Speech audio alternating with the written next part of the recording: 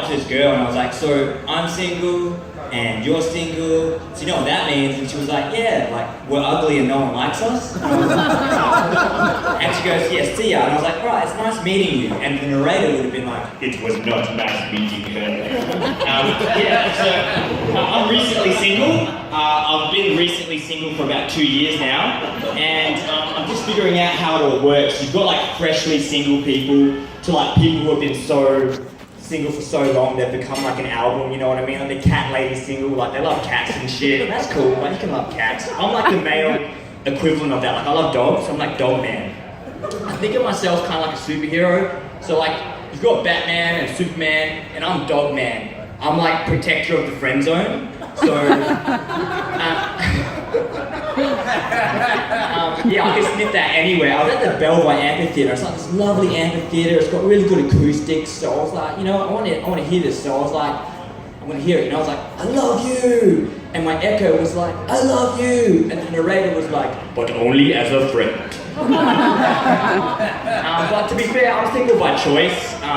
Not my choice, but I'm still single by a choice. And I think it's because like in 2004, I didn't forward those chain emails. You know the ones that are like 7 years back, if you don't forward this. And I think that's my origin story. Like, you know, you got like Spider Guy, he was bitten by a radioactive spider. You got Batman, who's basically just a rich white dude. And then like Dog Man, he was there on the computer, and that fateful night he didn't forward the chain letter. And that night he was struck with the powers of Dog Man.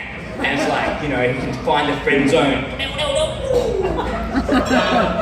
But yeah, it's funny being single because you notice you look at people more. Like when you're in a relationship, you don't really look at people that much. Well, you do, but whatever. Like as a single man, you're like, are they hot or not? So have you ever seen someone like so good looking? You're just like, fuck you. Like seriously. Like you don't need to be that good looking. You can just tone it down a bit and like, spread it out for us people here. We need some.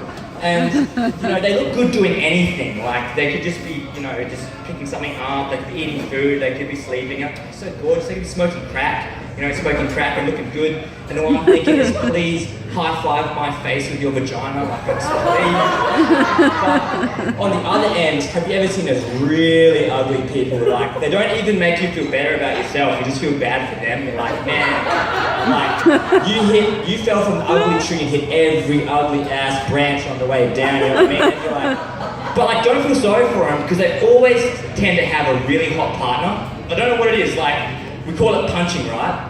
Where like you're punching above your weight, and like you're with someone who's like hotter than you. My ex hit me with that one time. She was like, you're Sharky. You know you're punching, right? And I was like, that's your opinion. But the joke's on her because she ended up with a crackhead. Yeah. Apparently he's like a solid 10, so whatever.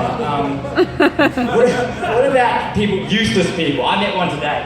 Someone so useless. You don't even think fuck, you just think like, how? Like, how are you here right now? Like you know, like Charles Darwin and the theory of evolution and like survival of the fittest. Like, you're living proof that he was wrong. Like, just, how are you the sperm that won? Like, out of 1,000 sperms, like you are the one that came through. And I thought about it when I was in the shower. I thought, let's flash back to the Olympics. You remember that rollerblader, that Australian rollerblader? And he like won the race by being the shittest rollerblader. Like all the other people were at the front and they all fell over and he was just at the backpack, like they all fell over just ran at the end. I'll take that gold medal, thank you. Well, I think that's what he was like with the sperms. So he had all the good primo sperms lined up and they were like fighting each other and duking it out and racing each other, and then they all died, and then he was there, like Dumbo's sperm was kind of like, oh, vagina, I think I'll go here now. And you know, that's how he was produced, right?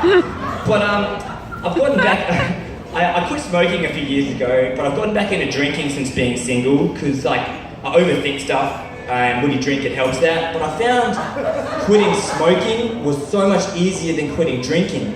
Because like, you never really get a text from your boys, they're like, oi, come round bro, got a pack of Winnie Reds. You're like, oh party man, you don't have any cool stories to go with cigarettes? Like, you never like, dude, do you remember that time we smoked that pack of Port Royal? Like, yeah, bro, we spent all that money and we stunk like shit. Yeah. At least with drinking, you get some cool stories.